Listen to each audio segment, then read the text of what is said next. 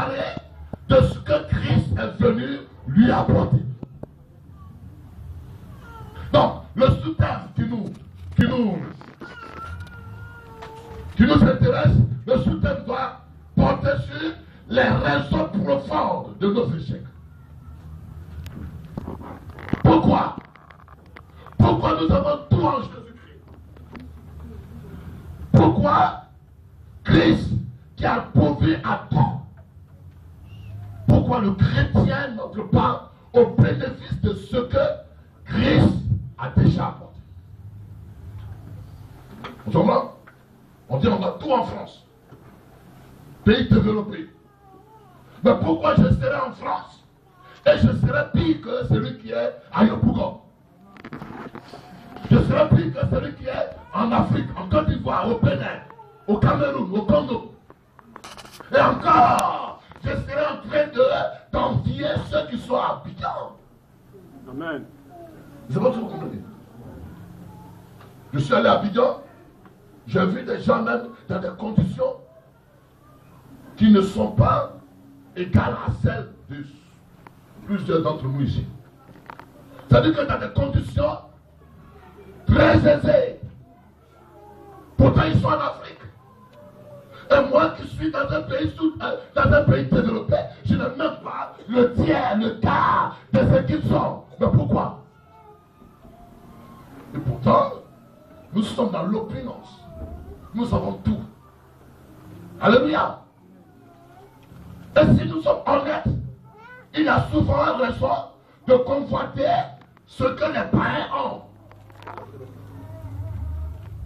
Parfois c'est ainsi et puis on dit quoi? Dans la pratique, dans la pratique, quand on regarde la vie de l'Église, la vie des croyants, les croyants du 21e siècle, la vie de quelques-uns qui ont la Bible en main, les païens même sont mieux. Les païens même sont mieux.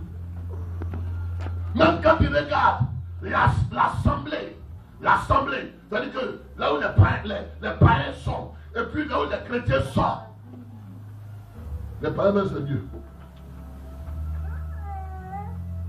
N'est-ce pas? Je donne un petit exemple.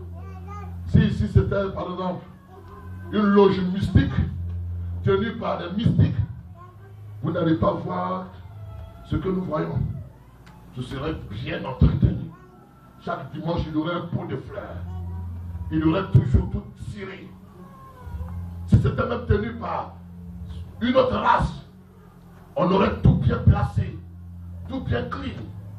Mais pourquoi nous qui sommes de la race supérieure, nous qui sommes les intendants du royaume de Dieu, nous qui sommes revêtus de la gloire de Dieu, nous qui sommes le temple ambulant de Dieu, parce que Dieu ne réside pas dans les temples faits de main d'homme. Dieu réside désormais dans toute sa gloire, en vous, en moi, en toi et en moi.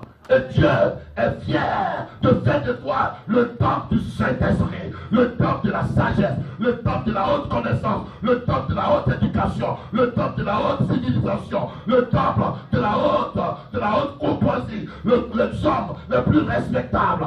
C'est nous, parce que nous avons en nous la gloire de celui qui règne dans le ciel et dont le ciel éclate de gloire. Mais pourquoi cette gloire étant investie en nous, elle n'est pas manifeste? Réfléchissons s'il vous plaît. Sortons de nos illusions, tomber, illusions de quoi? De ce qui est hallucinatoire. On se comprend? Alors réfléchissons. Pourquoi nous échouons? Lisons le texte, Colossiens, chapitre 2.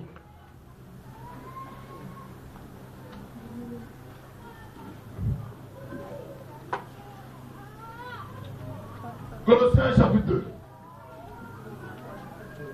Je sais qu'il y en a qui sont déjà dans l'inquiétude.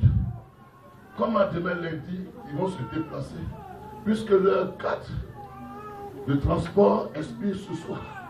Comment ils vont frauder demain, puisqu'ils ont un rendez-vous? Comment ils vont frauder? Comment? Il y en a qui sont en train de faire comme ils vont payer le loyer. Tandis que le païen n'a même pas ce souci.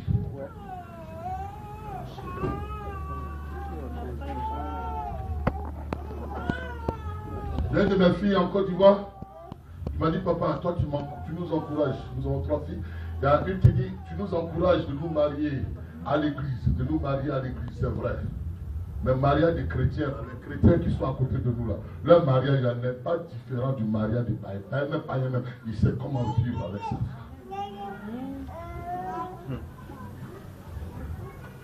Païen même, il sait comment être fidèle même. Comment respecter. Bon, c'est des questions de réflexion.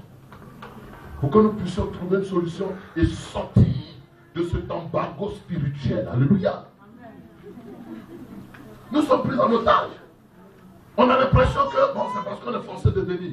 Et on n'a aucune joie de venir. En réalité, si on nous disait, s'il n'y a pas enfer, choisissons entre la vie du monde et la vie qu'on vit actuellement, on choisirait la vie du monde.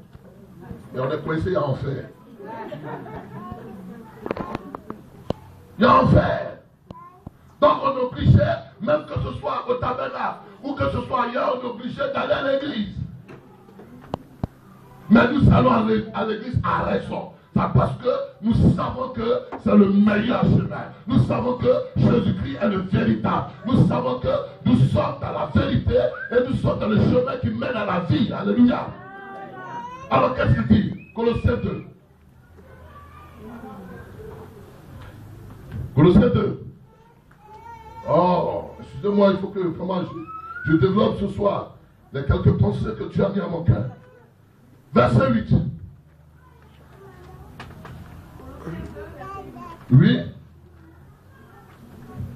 Prenez garde que personne ne fasse de vous sa proie par la philosophie et par une vaine tromperie, s'appuyant sur la tradition des hommes, sur les principes élémentaires du monde et non sur Christ. Oh. Car on lui habite corporellement toute la plénitude de la divinité. Oh. Vous avez tout pleinement en lui, qui est le chef de toute domination et de toute autorité. Oui. Et c'est en lui que vous avez été circoncis d'une circoncision que la main n'a pas faite, mais de la circoncision de Christ, qui consiste dans le dépouillement du corps de la chair, ayant été ensevelis avec lui par le baptême, vous êtes aussi ressuscités en lui et avec lui par la foi en la puissance de Dieu qui l'a ressuscité des morts. Vous qui étiez morts par vos offenses et par l'incirconcision de votre chair, il vous a rendus à la vie avec lui en nous faisant grâce pour toutes nos offenses. Oui. Il a effacé l'acte dont les ordonnances nous condamnaient et qui subsistait contre nous, et il l'a éliminé en le clouant à la croix. Alléluia. Il a dépouillé les dominations et les autorités et les a livrées publiquement en spectacle en triomphant d'elles par la croix. Alléluia. C'est une vie victorieuse.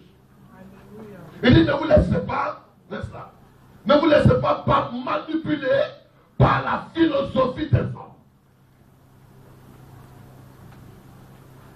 Parce que la religion, c'est un ensemble de philosophies. La religion, pas la vie chrétienne. La religion, c'est la philosophie. La philosophie, c'est la pensée. C'est la pensée des hommes. La théorie des hommes. L'imagination des hommes. Or, la vie chrétienne n'est pas une question de théorie. Une question d'imagination. Ce n'est pas une question de plan. Qui vient nous apporter une nouvelle éducation. C'est une vie. C'est quelque chose de pratique. C'est quelque chose qui a franchi l'être. Dimanche, nous parlerons de cela. Mais qui a franchi l'être. Et qui le rend libre. Et qui le réconcilie avec Dieu.